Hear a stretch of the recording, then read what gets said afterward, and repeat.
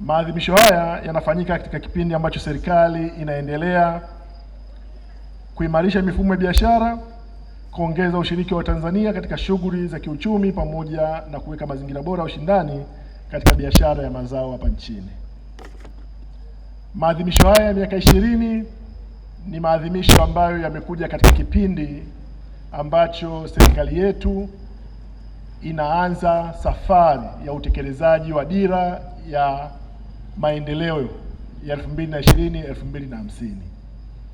Dira ambayo imeweka malengo makubwa kwa nchi yetu, kutoa uchumi wa kati kwenda uchumi wa juu.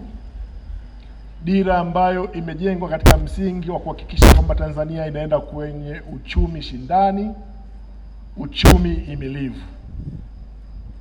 Uchumi wa dola trilioni 1 ni malengo makubwa katika nchi ambayo inategemea kilimo. Kwa hiyo bodi ya mazao ni mshirika muhimu sana.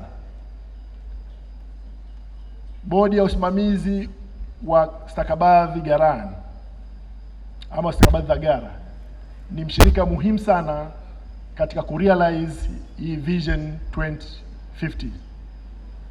Tunapozungumzia dira ya maendeleo ya 2050, tunazungumzia ushiriki wa sekta binafsi kwa 70%. Kwetu sisi 70% ya mchango wa private sector, maana yake tunazungumzia kilimo chenye tija. Tunazungumzia nafasi ya mkulima katika ushiriki wa ujenzi wa taifa, ushiriki wa wakulima katika kuhakikisha kwamba tunafikia malengo ya dira ya 2020-2050.